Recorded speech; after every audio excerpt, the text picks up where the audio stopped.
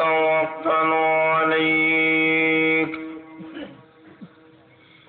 ونعوذ بالله من شرور أنفسنا ومن سيئات أعمالنا من يهده الله فلا مضل له ومن يضلله فلا هادي له ونشهد أن لا إله إلا الله وحده لا شريك له ونشهد أن سيدنا وسندنا وحبيبنا وشفيعنا ومولانا محمدا عبده ورسوله الذي أرسل إلى الناس كافة بشيرا ونذيرا وداعيا إلى الله بإذنه وسراجا منيرا أما بعد فقد قال الله تبارك وتعالى في كلامه المجيد وفي فرقانه الحميد أعوذ بالله من الشيطان الرجيم بسم الله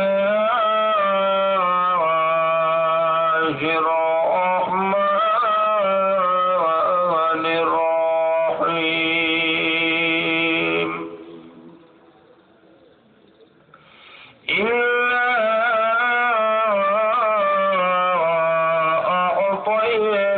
أعطيناك الكوثر فصل لربك وانحر إن شانئك هو الأبتر بارك الله لنا ولكم في القرآن العظيم ونفعنا وإياكم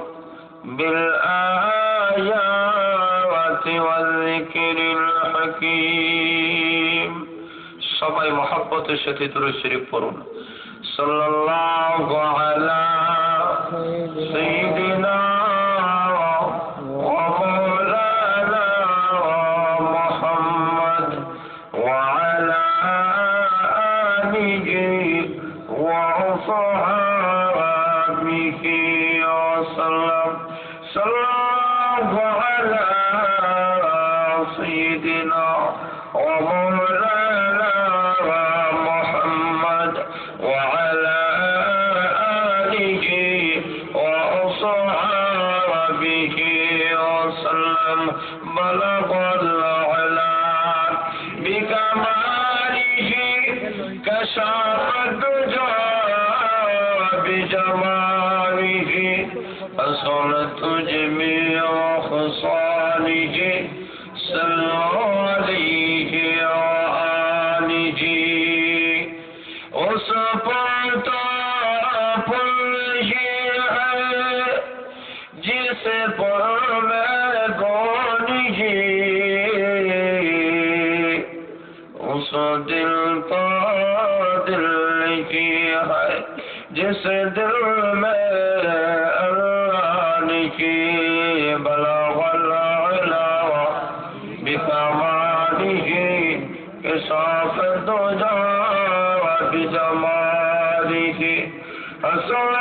جميع خصاله صلوا عليه وآله لا إله إلا الله لا إله إلا الله جرسله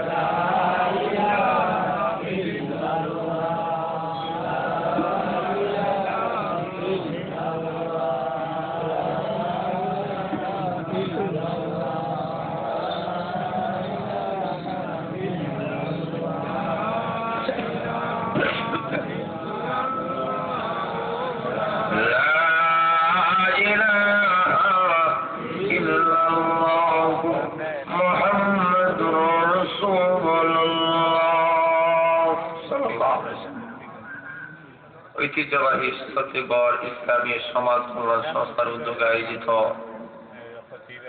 আজকের এই চতুর্থ বার্ষিক ইসলামী মহাসম্মেলনের শ্রদ্ধাভাজন সম্মানিত সভাপতি সাহেব, উপস্থিত ওলামায়ে কেরাম, মুরব্বিয়ানে কেরাম, যুব সমাজ ভাইয়েরা, পর্দার অন্তরালের অবস্থানগত আমার সম্মানিত মা ও বোনেরা, মহান আল্লাহ রাব্বুল আলামিনের কাছে লক্ষ কোটি শুকরিয়া জ্ঞাপন করি যে মহান আল্লাহ আপনাদেরকে আমাদেরকে আজকের এই মোবারক ইসলামী মহাসম্মেলনে আসা এবং বসার যে সুযোগ দান করেছেন, এজন্য আমরা সবাই কলিমাতুশ শুকর আদায় করে সবাই বলে আলহামদুলিল্লাহ।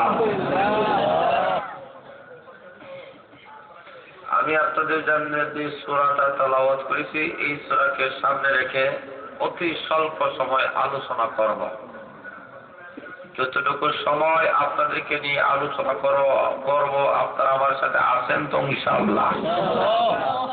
যদি ধৈর্য সহকারে বসে থাকেন তাহলে কিছু আলোচনা করব, কারণ এই মাহফিলটা রাখতে সময় চাইলে আপনারা রাখতাম, কারণ আজকে 4টা মাহফিল, আপনাদেরটা সহ 5টা। একজন মানুষের পক্ষে কি 5টা মাহফিল করা সম্ভব? সম্ভব। কিন্তু অত্র এলাকার কৃতি সন্তান জনাব মাওলানা ফখরুল ইসলাম সাহেব দামাত বরকাতুল্লাহ আলিয়া, যার অনুরোধে আপনাদের সামনে প্রোগ্রাম রাখছি, উপস্থিত হয়েছি। 2টা মাহফিল করে আসলাম, খাতিয়া জলালপুর, বাদ জোহর, বাদ আসর, কুলাউড়া, এখন আপনাদের এখানে, এরপরে কুসাই, এরপরে দিরাই। যদি আপনারা আমার জন্য যে একটু দোয়া করেন, অতি স্বল্প সময় আপনাদেরকে নিয়ে আলোচনা করব। অনেক উলামায়ে কেরাম উপস্থিত হয়ে গেছে। উলামায়ে কেরাম আপনাদের সামনে অত্যন্ত সারগর্ভ আলোচনা পেশ করবেন, আপনারাও শুনে তৃপ্তি পাবেন।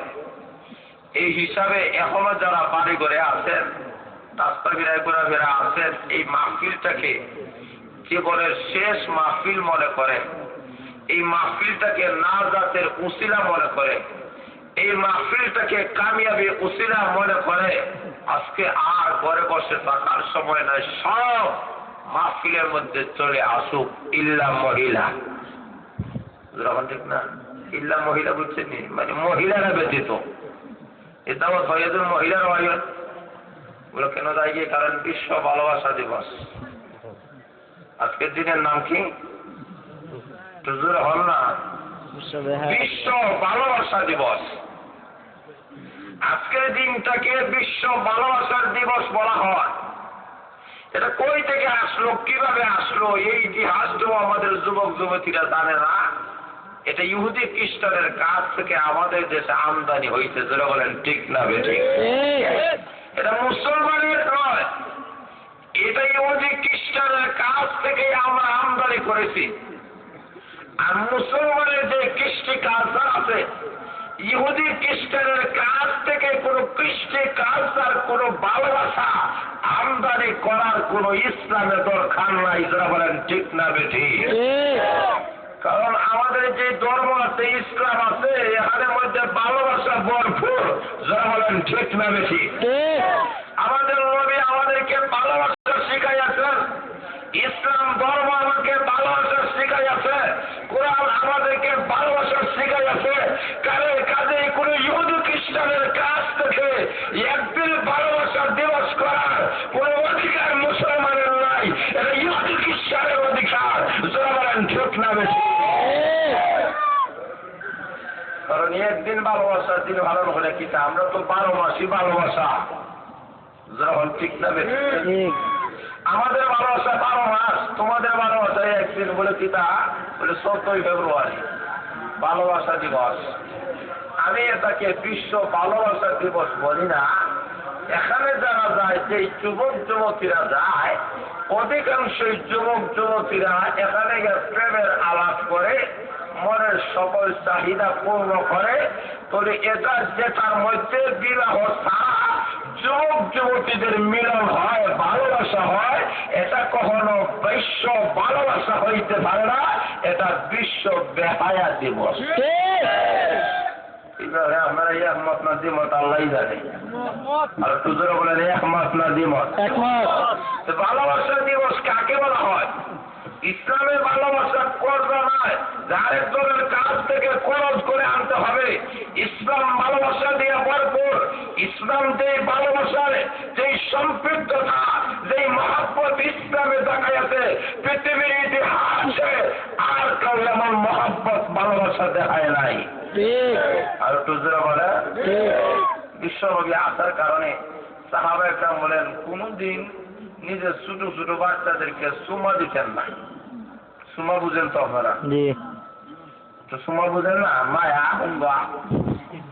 ইসলামের পূর্বে সাহাবা একরাম ছোট ছোট বাচ্চাদেরকে হুঙ্গা দেওয়া, মায়া দেওয়া এটা ছিল না।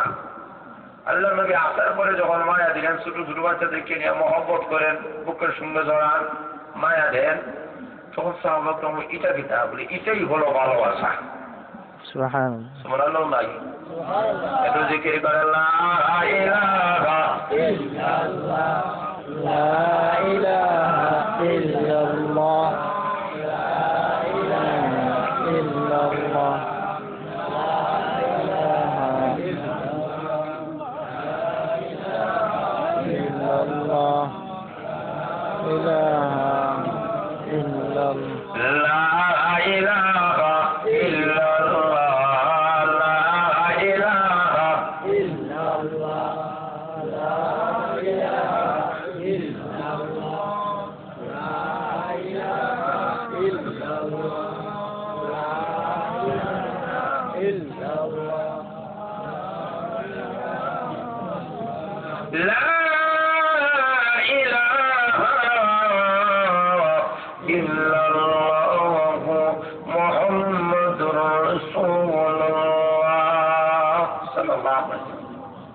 কই থেকে আসলো? 270 খ্রিস্টাব্দে এক বাদশাহ তার দেশে আইন করছে পুরুষেরা বিয়া করতে পারতো না। কি আইন করছে? তো জোরে বলেন না। পুরুষেরা বিয়া করতে পারবে, লোকেরা তুমি বিয়া করতে পারবে না। এই আইনের প্রতিবাদ করতে গিয়ে এক লোক দাঁড়াইয়া গেল। তখন বাদশাহ তাকে জেলের মধ্যে ঢুকাইল। কারণ সরকারে আইন লঙ্ঘন করা এটা সরকারের কাছে বড় অপরাধ। যখন ঠিক না বেশি? সরকার আইন করলো এই লোকটারে কারারুদ্ধ করো, জেলের ভিতরে ঢুকাও, ওনাকে ঢুকাইয়া ফাঁসি দেওয়া হয়েছে।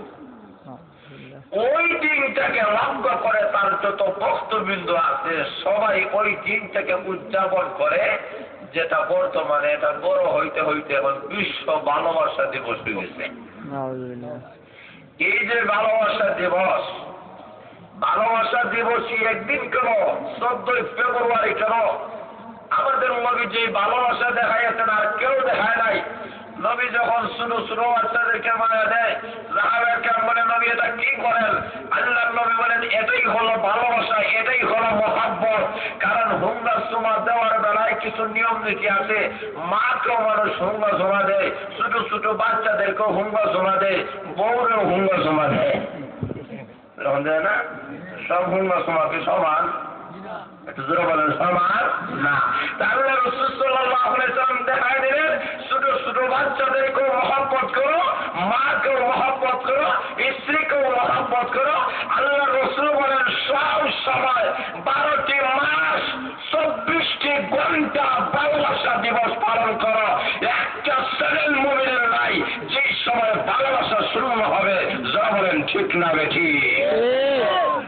তোমরা তো একদিন ভালোবাসা দিবস পালন করো, এই দিন ভালোবাসা দেখাইতে গেলে যুবক যুবতীরা পার্কে যায়, ওই তো রাস্তায় কুলাউড়া রাস্তা দিয়ে আইতে গিয়া বড় ধরনের অনেক রাস্তাঘাটে দেখলাম যুবক যুবতীদের যে মহামিলন, মাশাআল্লাহ বোঝা যায় তো মনে হয় কিয়ামতের মাঠ কায়েম হয়ে গেছে।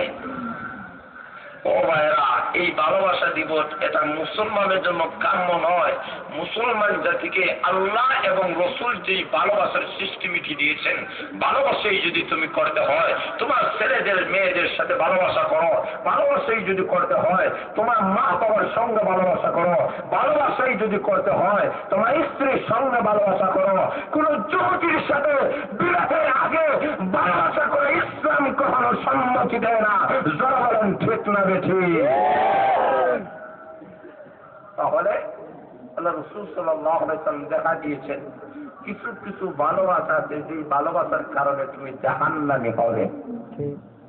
কিছু কিছু ভালোবাসা আছে যে ভালোবাসা না করলে ঈমানই থাকবে না। যখন ঠিক না বেশি যেমন আল্লাহকে ভালোবাসতে হবে, আল্লাহর ভালোবাসা যদি তোমার অন্তরে না থাকে তুমি প্রকৃত ঈমানদার হইতে পারবে না। যারা বলেন ঠিক না বেশি?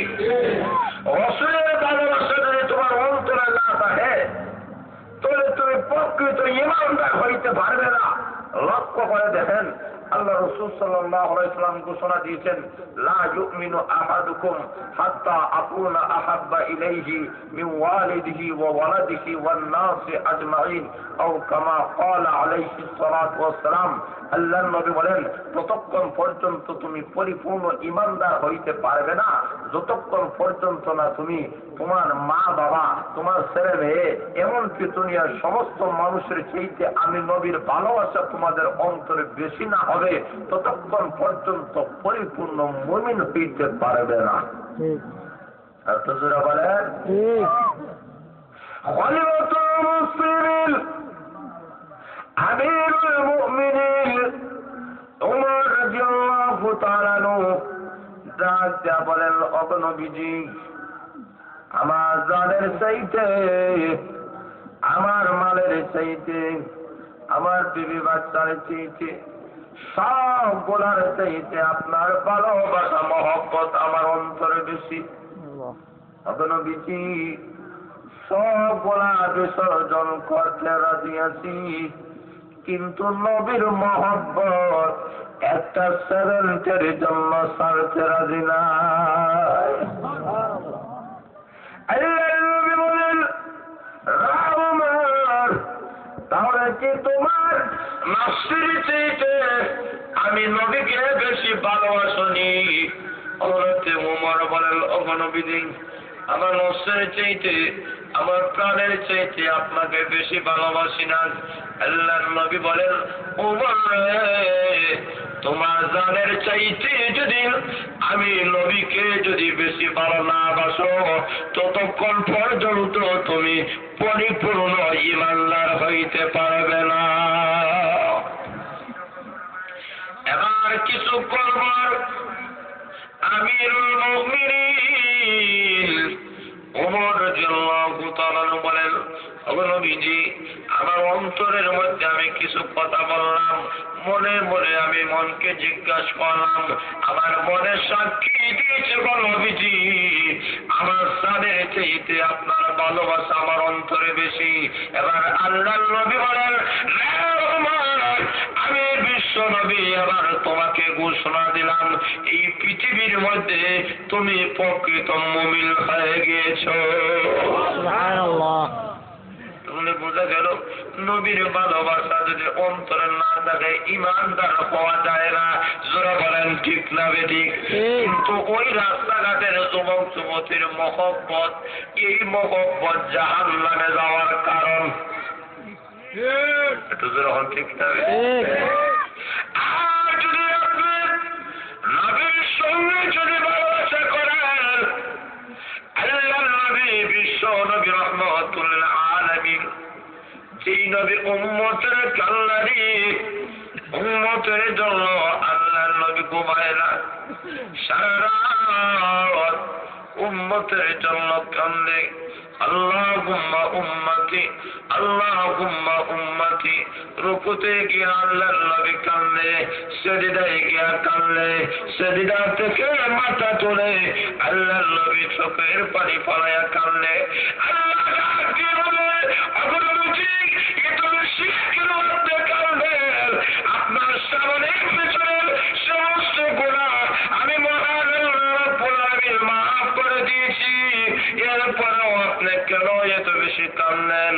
আল্লাহ নবী বলেন, ও সাহাবায়ে কেরাম, আমার কান্দন হলো আমার গুনাহগার উম্মতের জন্য আমি নবী কান্দি।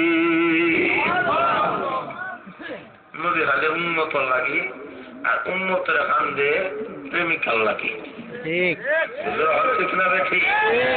অথচ প্রেমিকাদেরকে ভালোবেসে আজ পর্যন্ত কেউ সফল হয়েছে এমন হওয়া যায় নাই, ঠিক না? কিন্তু আল্লাহ এবং রসুলকে যারা ভালোবেসেছে, আল্লাহ রসুলের মহব্বত যাদের অন্তরে রয়েছে, আল্লাহ বলেন তার সম্মান, তার ইজ্জত মহান আল্লাহ বাড়াইয়া দিয়েছে। সুবহানাল্লাহ। এমনকি আলিম উলামা জুতার বরকত আল্লাহ আমাদেরকে ছাড়াইতেছে, যখন ঠিক না? হুজুর হল গেছেন এক বাড়ি, লোকটা মহব্বত করে দাওয়াত দিচ্ছে, গরিব মানুষ দাওয়াত দিচ্ছে। হুজুর হল ঘরে গা ঢুকছেন, চিন্তা করে এটা ও তো হুজুরে দাওয়াত দিচ্ছে, খাওয়াইতাম কি বাড়ি, টাকা নাই পয়সা নাই। হুজুর হলে ঘরে ঢুকাইয়া হুজুর হলো জুতা যা আছে সবগুলা বাজারে লইয়া গা বিক্রি করছে। বিক্রি কইরা মনে করেন বিরিয়ানি লইয়া এক একজনের লইয়া আইছে, এক একজনের সামনে বিরিয়ানি দেওয়া হয়েছে, হুজুর ওরা খাইছেন। আবার মিনারেল ওয়াটার বানিয়ে খাইয়া হুজুর অত্যন্ত খুশি, মাশাআল্লাহ যে মহব্বতের ভাই। ওই ভাই হুজুর তা যা মহব্বত করছে আমার কোনো বেড়াগিরি নাই, আপনাদের জুতার বরকতে। হুজুর হলো এটা তো স্বাভাবিক বলেন। গত বছরও হযরত মাওলানা ফখরুল ইসলাম সাহেবের ঘরে খাইছি, আইটেমের শেষ নাই, জোরে বলেন সুবহানাল্লাহ। এতটা হাওয়াই হুজুর হাওয়াইতে পারছি না, হাওয়াইতে পারছি না। আমি কই মাশাআল্লাহ, হাওয়াইতে হইতে এখন তো মরণ হইব, যখন ঠিক না? এটাই স্বাভাবিক নিয়ম যে খাওয়ানোর পরে তারা নিজেকে ছোট মনে করে, বলে না হুজুর হাওয়াইছি না, হাওয়াইছি না। হুজুর হলে মনে করছেন এটা আসলে আমরা একটু মহব্বত করে তো বেশি, এই কারণে হয়তো জুতার বরকত, আসল ঘটনা বুঝছে না। যেমনি ঘর থেকে বাইরে হয়েছে দেখা যায় একটা হুজুরেরও জুতা নাই। এখন তারা বুঝতে পারছে যে জুতার বরকত কারে কয়, ঠিক না? তাহলে এই হুজুরদেরকে যদি মহব্বত করেন, আল্লাহু আকবার, আল্লাহ এবং রসুলকে যারা মহব্বত করেছে দুনিয়াতে ডগা পায় নাই। আর দুনিয়াতে যতই ভালোবাসা দেখাও না কেন, প্রেমিক প্রেমিকার লাগি, গত বছর ওই রকম বৈশাখ মাসে আমি শুনছি কি একটা ঘটনা ঘটছে। ওই এয়ারপোর্ট সাইড দিয়ে এক প্রেমিক তার প্রেমিকা লইয়া মোটর সাইকেল দিয়ে মারছে। তো মোটর সাইকেলের ঘরে যদি মহিলারা বসে, যুবকেরা মনে করে এটা বিমান, যখন ঠিক না? যেমনি টান মারছে, টানের সাথে মহিলা এই উন্না আছে না, উন্না ভেসাইয়া নিচে হরে গেছে। ওই তো পারে না, মহিলা বইটা আহত হয়ে গেছে, এত টান মারি গেছে। তখন লোকেরা জিজ্ঞেস করে, তুমি যে এখনো বললা তোমার প্রেমিকে তো ভালাই গেল কি? উনারে ডাক দেন, সব তারে ডাকে, হয় আর দরকার নাই, হরে গেছে শেষ, যখন ঠিক না বেশি? তো এই যে ভালোবাসা, এই যে মহব্বত স্থায়ী নয়। এই প্রেমিক প্রেমিকারা দুনিয়াতেও তোমার কল্যাণের কামে হতে পারে না, আখিরাতেও এরা তোমার কোন সহযোগিতা করবে। আর একটু জোরে বলে, কিন্তু লক্ষ্য করে দেখেন আল্লাহর নবী বিশ্ব নবী রাহমাতুল আলামিনের সঙ্গে যদি আপনার ভালোবাসা হয়, আল্লাহর ভালোবাসা যদি তোমার অন্তরে থাকে, মহান আল্লাহ রাব্বুল আলামিন বলেন আমি আল্লাহ সেই জায়গায় আছি রে বান্দা বান্দি, যেই জায়গায় তোমার উদ্ধার করার কোনো মানুষ নাই, কেউ তোমাকে রক্ষা করবে না। ওই জায়গায় আমি মহান আল্লাহ তোমার মুসিবত দূর করে আমি আল্লাহ তোমাকে উদ্ধার করে মুক্তি করে দিব।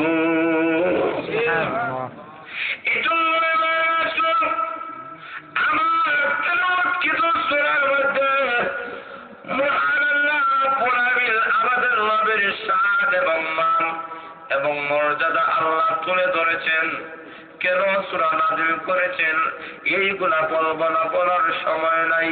এখন আসুন এই সূরার বিষয়বস্তু হলো, এই সূরার মধ্যে মহান আল্লাহ আমাদের নবীর শান এবং মান আল্লাহ মর্যাদা তুলে ধরেছেন।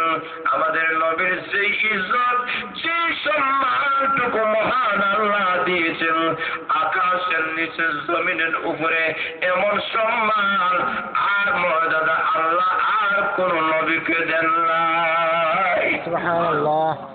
আল্লাহ রাব্বুল আলামিন বলেন, এমন নবী আমি আল্লাহ দিলাম যে নবীর কারণে সাহাবায়ে কেরাম নবীর মহব্বতে জীবন বিসর্জন করতে রাজি, কিন্তু বিশ্ব নবীকে একটা সেকেন্ডের জন্য ছাড়তে রাজি নাই।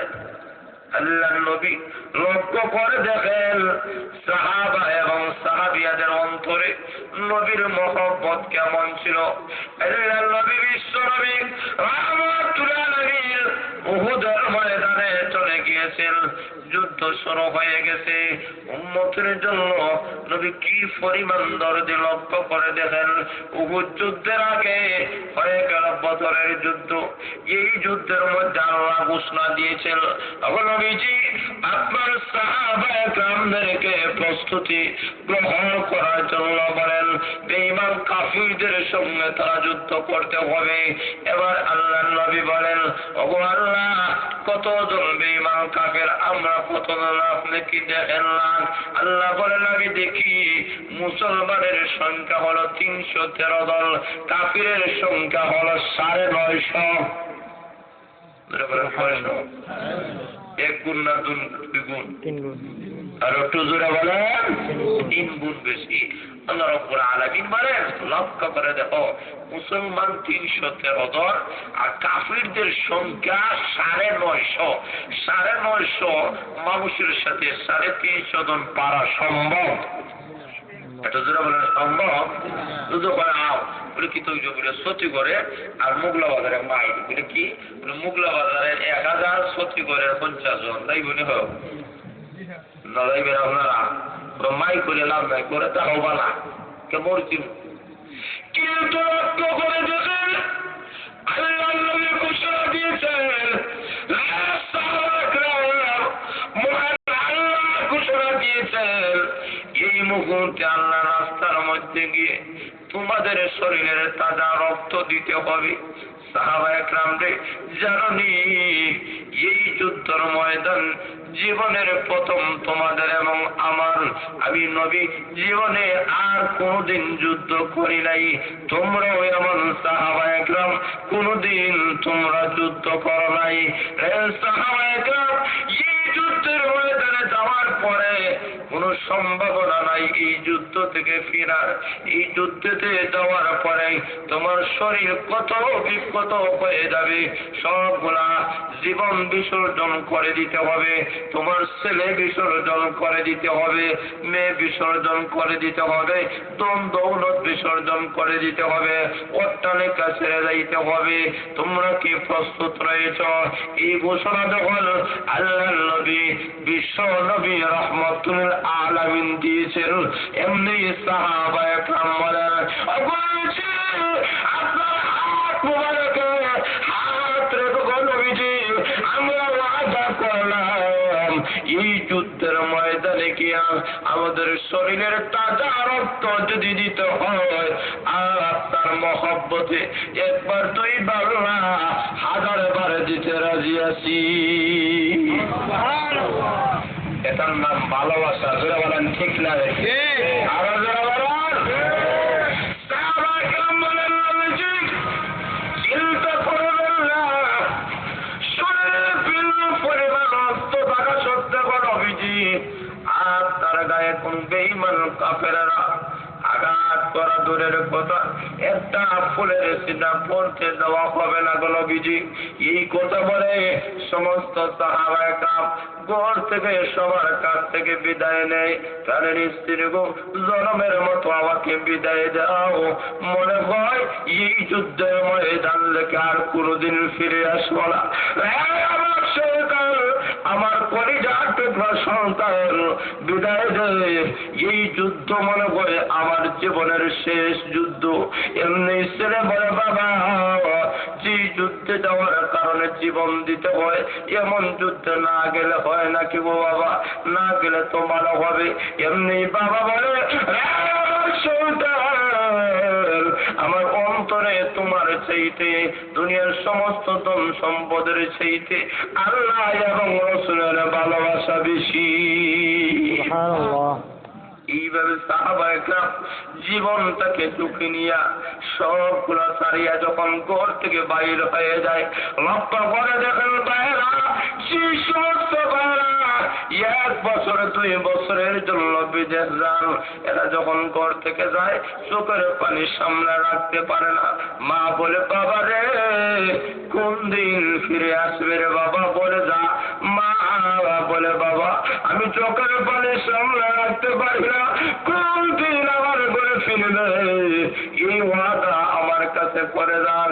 এইভাবে ছেলে সন্তান বাবার গলার মধ্যে দরিয়া কানলে, বাবা গো, যুদ্ধের ময়দানে যাওয়ার কোন দিন আপনি ফিরে আসবেন? কিন্তু সাহাবী জানে এই যাওয়াটা আমার শেষ যাওয়া, নিশ্চিত মৃত্যু হবে, শাহাদাতের কালা পান করতে হবে।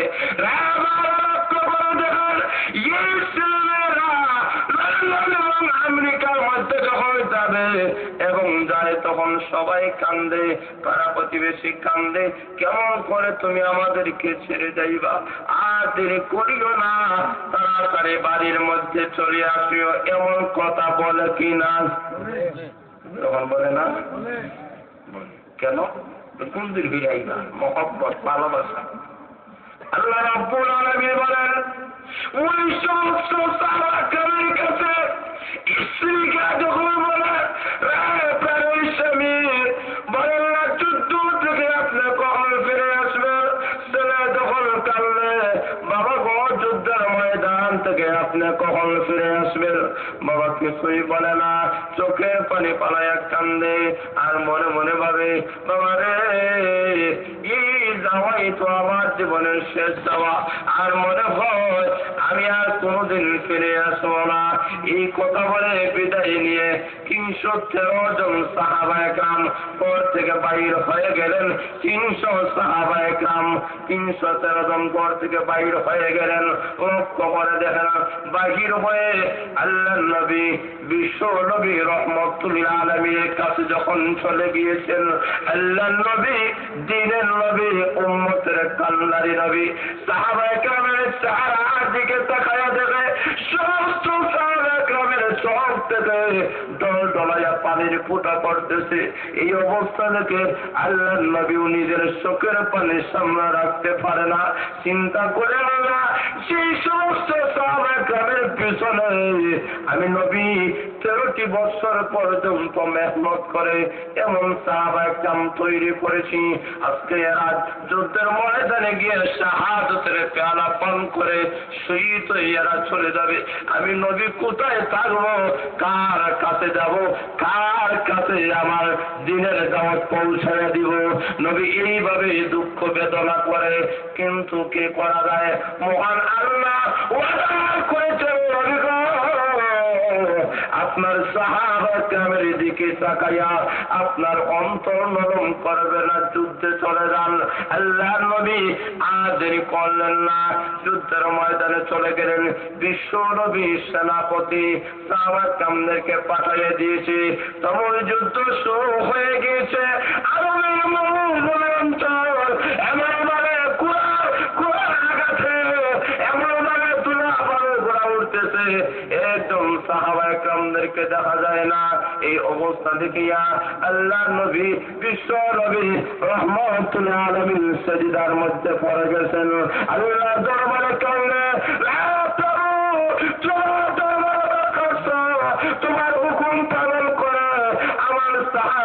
কেরামদেরকে নিয়ে যুদ্ধের ময়দানে চলে এসেছি। আল্লাহ তোমার কি দয়া হয় না, মায়া হয় না? আমার সাহাবায়ে কেরামকে দেখা যায় না। আল্লাহ মেহেরবানি করে তাদেরকে রক্ষা করো। সিজদা থেকে মাথা তুলে আল্লাহ নবী হাত তুলিয়া মুনাজাত করা শুরু করেছে। প্রভুকে, আমি তোমার নবী, আখির জামানার পয়গম্বর, আমাকে আপনি শাফিউল মুসলিমিন বানিয়েছেন, রাহমাতুল্লাহ আলামিন বানিয়েছেন, খাতামুন নবিয়্যিন বানিয়েছেন। যে সমস্ত সাহাবায়ে কেরামদেরকে 13 বছর মেহনত করে আমি নবী তৈরি করলাম, এরা যদি সবাই শহীদ হয়ে যায়, এই দুনিয়াতে তোমার নাম লওয়ার মতো কোন লোক থাকবে না, কেউ তোমার নাম নেবে না। আল্লাহ তুমি যদি চাও আমার সমস্ত সাহাবায়ে কেরামদেরকে শহীদ করতে পারো, আবার তুমি যদি চাও আমার সাহাবায়ে কেরামদেরকে জীবিত অবস্থায় ফিরিয়ে দিতে পারো। এই কথা বলে নবী হাত তুলে আল্লাহর কাছে যখন মুনাজাত করা শুরু করেছে, এবার আবু বকর ডাক দিয়ে বলেন, ওগো নবীজি, আর কাঁদতে হবে না। আমার মনে হয় আপনার দরখাস্ত আমার মহান আল্লাহ কবুল মঞ্জুর করে নিয়েছে। সুবহানাল্লাহ। নবী বিশ্ব নবী রহমাতুল্লাহ আলামিন হাত নামায় না, আরো কামলে। এবার জিবরাইল আলাইহিস সালামকে মহান আল্লাহ পাঠিয়ে দিয়েছে, জিবরাইল যাও আবার বন্ধু মুহাম্মদকে জ্বালাইয়া দেয়। তার সাহাবায়ে কেরাম তার প্রতি কি ভালোবাসা, কি মহব্বত, কি অন্তরঙ্গ দেখাইছে। আমি আল্লাহ খুশি হয়ে গেলাম। ওগো নবীজি, আপনাকে জ্বালাইয়া দিলাম, আপনার সাহাবায়ে কেরামে যুদ্ধ করার কোনো প্রয়োজন নাই, শুধুমাত্র মাঠে থাকবে। আর আমি আল্লাহ তাদেরকে বিজয়ী দেওয়ার জন্য আকাশ থেকে রহমতের ফেরেশতা পাঠাইয়া দিতেছি। সুবহানাল্লাহ। 1000 থেকে 3000 থেকে 5000 পর্যন্ত আল্লাহ রাব্বুল আলামিন ফেরেশতা পাঠাইয়া দিলেন। কাফেরকে কাছে যায়, এমনি কাফেররা দেখে সাদা মানুষ, কিন্তু দেখা যায় এমনি কাছে যাওয়ার পরে বোঝা যায় সাদা একজন মানুষ। এমন ভাবে গলার মধ্যে তরবারি লাগাইতে দেরি হয়, দেহ থেকে ফল্লা দ্বিখণ্ডিত হইতে 1 সেকেন্ডও দেরি হয় না। আর একটু জোরে বলে এমনি কাফেররা হয়, আল্লাহ বুঝলাম না, এটা মানুষের সঙ্গে যুদ্ধ হয় না জিন্নাতের কাছে, আল্লাহ জানে। আল্লাহ বলেন, নবীজি, আপনার প্রতি আপনার সাহাবায়ে কেরাম যেই ভালোবাসা, যেই মহব্বত দেখিয়েছে, ছেলেকে ছেড়ে দিতে, মেয়ে ছেড়ে দিল, ধন সম্পদ, আত্মীয় স্বজন, বিল্ডিং সবগুলো ছাড়িয়া আপনার জন্য যে ভালোবাসা দেখাইছে, আমি আল্লাহ তাদের প্রতি খুশি হয়ে গেলাম। এই বদর যুদ্ধে যারা যে সমস্ত সাহাবায়ে কেরাম শরীক হয়েছে, আমি আল্লাহ ঘোষণা দিলাম সবার প্রতি আমি আল্লাহ চিরকালের জন্য রাজি খুশি হয়ে গেলাম। সুবহানাল্লাহ। এটার নাম ভালোবাসা। ঠিক না? আর একটু জোরে বলেন। আর আমাদের সমাজের ভালোবাসার নিয়ম হয়ে গেছে, ছেলে সুবেদন পরে ভালোবাসা দেখায় নবীর নামে ভালোবাসা, সে যখন আড়ি দেয় কে ভালোবাসা? যখন ঠিক নেবে ঠিক। সাহাবায়ে কেরাম এইরকম ভালোবাসা দেখাইছেন, নিজের ছেলে, নিজের মেয়ে, নিজের আত্মীয় স্বজন সবগুলা নবীর জন্য বিসর্জন করেছেন, কিন্তু নবীকে ছাড়েন নাই। সুবহানাল্লাহ নাই? আর একটু জোরে বলেন। শুধু তাই নয়, সাহাবায়ে কেরাম যখন নবীর প্রতি মহব্বত দেখাইয়াছে, নবীও সাহাবায়ে কেরামের প্রতি মহব্বত দেখাইয়াছে। সুবহানাল্লাহ। লক্ষ্য করে দেখেন, জীবন বাজি রেখে আল্লাহ রাসূল সাল্লাল্লাহু আলাইহি ওয়াসাল্লাম যুদ্ধের ময়দানে আমাদের সমাজে যারা নেতা হয়, এরা দেখা যায় মাঠের মধ্যে সব ডাক্তারের লোককে হটাইয়া দেয়, আর দেখা যায় বিছানা মাশাআল্লাহ একেবারে জীবের মধ্যে ঢুকিয়া আর নেতৃত্ব কর্তৃত্ব দেয়, কিন্তু মাঠে নামে না। জোরে বলে রাখি নাই, নিজে মাঠে নামতো না, জনগণের হাটাই লাগব, তেল খরচ, গ্যাস খরচ, পকেট খরচ, যখন ঠিক না সবগুলা দিয়ে ফাটাইয়া দে। কিন্তু আল্লাহ নবী বিশ্ব নবী রহমাতুল্লাহ বলেন, আমার ওকে আমি বয়ে যাব হইতে পারে না। সাহাবায়ে কেরামের মহব্বত আল্লাহ রাসূলের অন্তরে এমন ছিল, আমার সাহাবায়ে কেরাম যুদ্ধের ময়দানে পারি না, আমি খানা খাইতে পারি না। আল্লাহ রাসূল সাল্লাল্লাহু আলাইহি ওয়াসাল্লাম যুদ্ধের ময়দানে এমন অবস্থা হয়ে গিয়েছে, আল্লাহ নবীর নামাজও খোদা হয়ে গেছে, নামাজ খোদা হইল। এখন কইতে আর হুজুর নামাজও তো হুজুরে খোদা হইতে আমরা হইলে অসুবিধা হইতা। বলে নবীর নামাজ যে খোদা হইতে এটা কেন করছে? উম্মতকে বুঝানোর লাগি যে সমস্যায় হইলে তো খোদা হইলাম, খোদা হলে যে চাই যাচ্ছে এই জিনিসটা বোঝানোর লাগি নবী খোদা করছেন। আচ্ছা যখন ঠিক না রে, নবী যদি খোদা না করতে তাহলে তোমার জিন্দগিটা খোদা করা সম্ভব হইল না। যখন ঠিক না, আল্লাহ নবী বিশ্ব নবী রহমতুল্লাহ নিজে যুদ্ধের ময়দানে গেছেন। লক্ষ্য করে দেখেন বেঈমান কাফেরা যখন লোহা তারা আঘাত করেছে, বর্ষাটা আল্লাহ নবী বিশ্ব নবীর উপর দিক দিয়া ঢুকিয়া দেশের দিক দিয়া ছিদ্র হইয়া দান মোবারক শহীদ হয়ে গেছে। আমরা যেন হইতাম এই নেতা মরে গেছে, নেতারা লইয়া অসুরে লইয়া যাও, ইবনে সিনাত না বলতে পারো। আল্লাহ নবী হয় আমি ইবনে সিনাত বলতে উঠতে চাই না, আমার উম্মতের কবর নিতে আমি চাই। আর একটু যারা বলেন যখন লক্ষ্য করে দেখেন আল্লাহ নবীর যখন শহীদ হয়ে গিয়েছে, আল্লাহ নবী বিশ্ব নবী রাহমাতুল আলামিন জায়গার মধ্যে পড়ে গিয়েছেন। আল্লাহ নবী বিশ্ব নবী মাথা কারা করে রাখতে পারে না। এমনি মুহূর্তে লক্ষ্য করে দেখেন সাহাবায়ে কেরাম নবীর সেবা শুশ্রূষার জন্য গিয়েছে। একজন সাহাবী আল্লাহ নবী বিশ্ব নবী রাহমাতুল আলামিনের দান মোবারক শহীদ হয়ে গিয়েছে। তখন ওই লোহাটা ভিতরে ঢুকে গেছে, ওই সাহাবী তার দিয়ে তার দ্বারা ওই দান মোবারক শহীদ হলো। ওই লোহাটা দাঁত থেকে সরানোর জন্য বাহিনী করার জন্য হাত ব্যবহার করে নাই, তার দাঁত ব্যবহার করেছে। দাঁত দ্বারা যখন ওই লোহাটা বাহির করার চেষ্টা করেছে, এমনি লক্ষ্য করে দেখেন তার দুইটা দাঁত খসে পড়ে গিয়েছে। সুবহানাল্লাহ, দাঁত পড়ে গেছে। অসুবিধা নাই, নবীর লাগি দুইটা দাঁত কেনে 32টা ভরি দাঁত, কোনো অসুবিধা নাই। জোরে বলেন সুবহানাল্লাহ।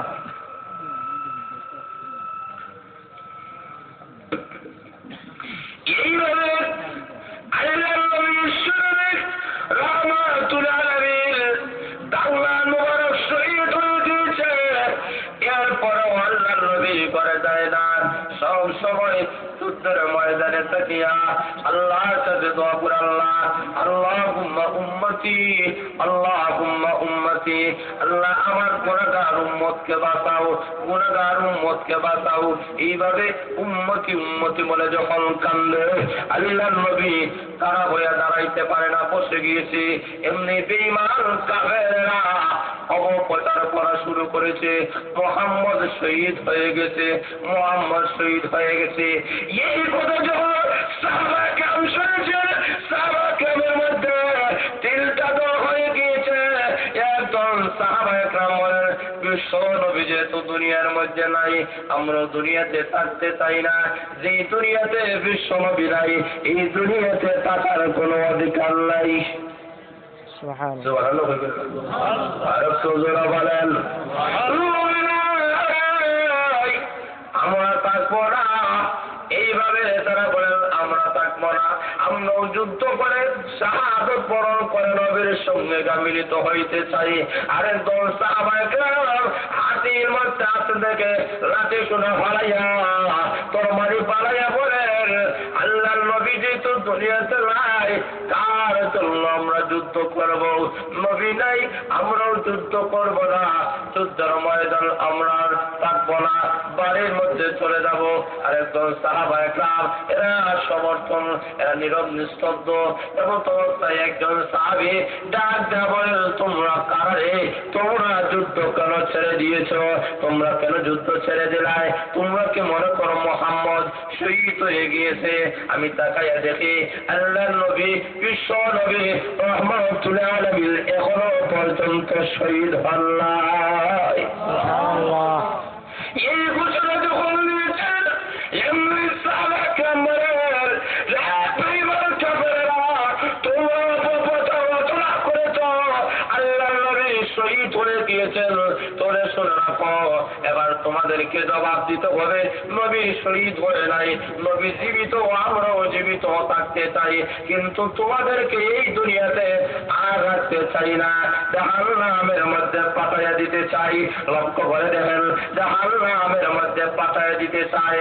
এবার সাহাবায়ে কেরাম দাঁড়াইয়া গিয়েছেন, হাতে তরবারি নিয়েছেন, বেঈমান কাফিরদের কাছে গিয়া বলে তোমাদেরকে জাহান্নামে পাঠাইয়া দেব, এমন ভাবে হামলা শুরু করেছে।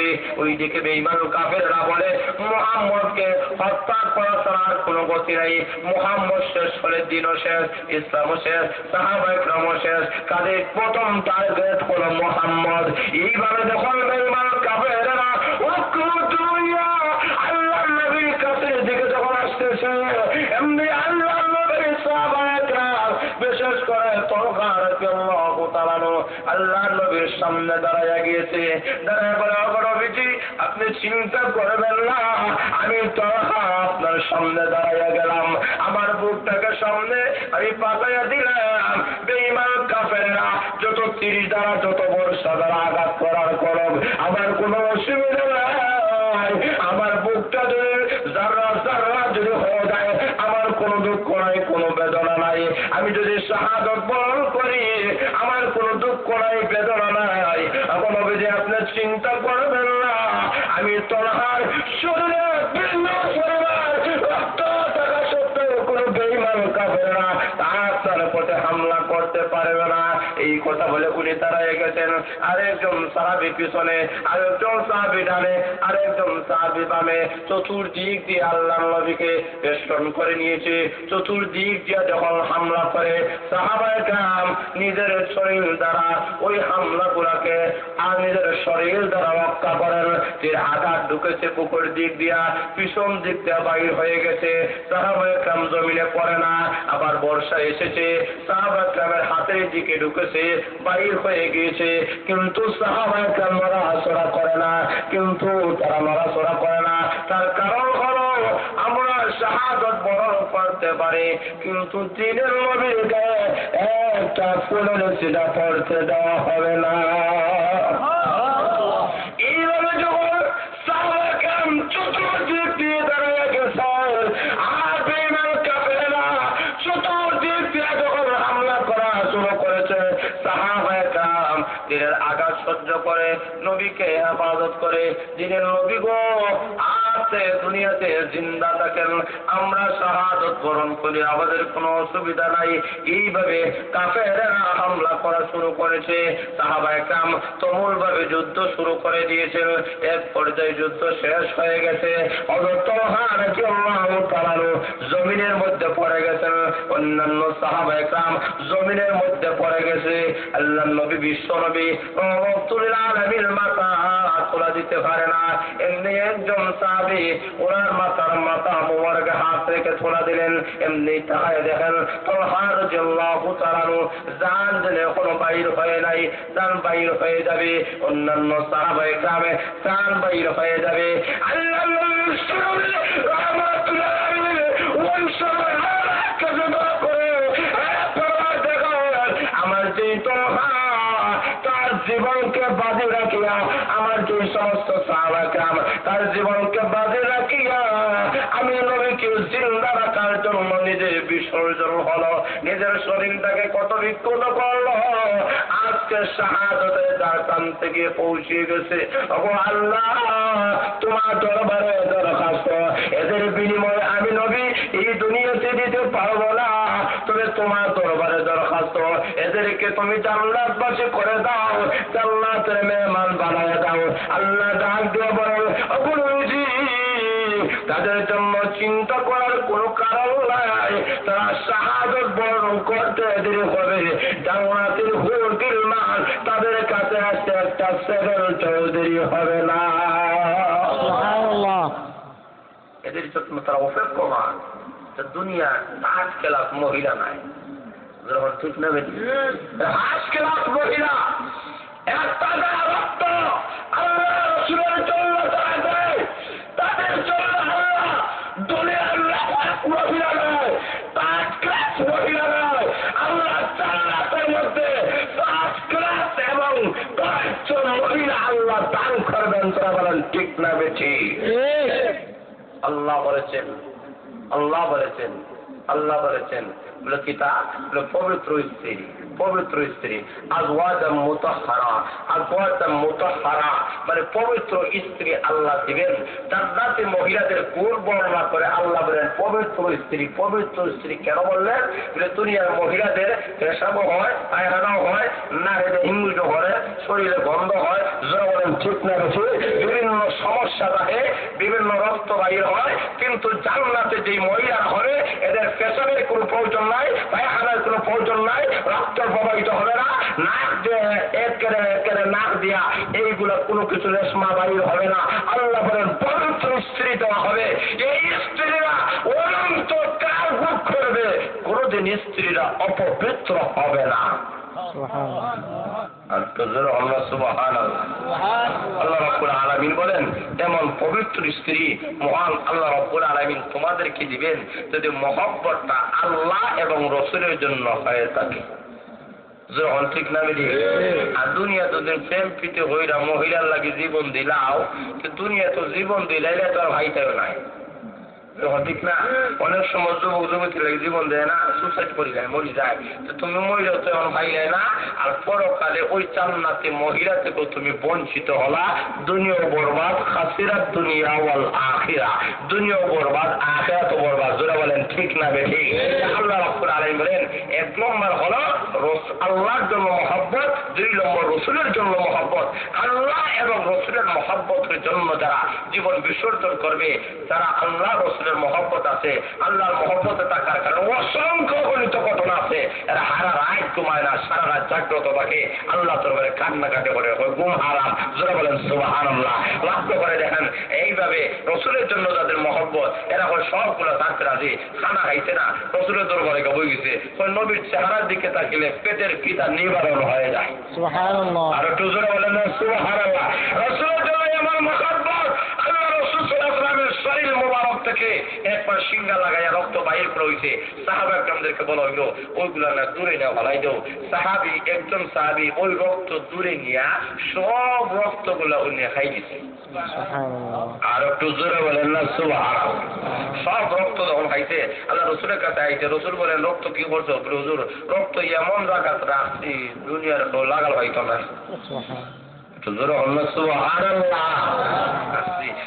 কি হয়েছে বলে আমি রক্ত খাই গেছি। আল্লাহ নবী বলেন যার পেটের ভিতরে আমি নবীর রক্ত চলে গেছে এই লোকের জন্য জাহান্নাম হারাম হয়ে গেছে। আর একটু জোরে বলেন। লক্ষ্য করে দেখেন আল্লাহ নবী তুতু মুবারক যেখানে হারাইতেন সাহাবা একরাম ওইগুলো লইয়া হাইতেন, এটাই রসুলের মহব্বত। জোরে বলেন সুবহানাল্লাহ।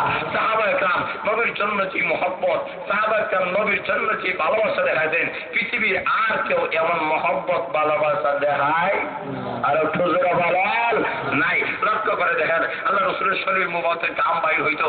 আম্মাজান আয়েশা বলেন আমার স্বামীর শরীর থেকে গাম যখন বাইর হইতো ওইগুলো আমি শিশির মধ্যে বইরে রাখতাম, যখন কোনো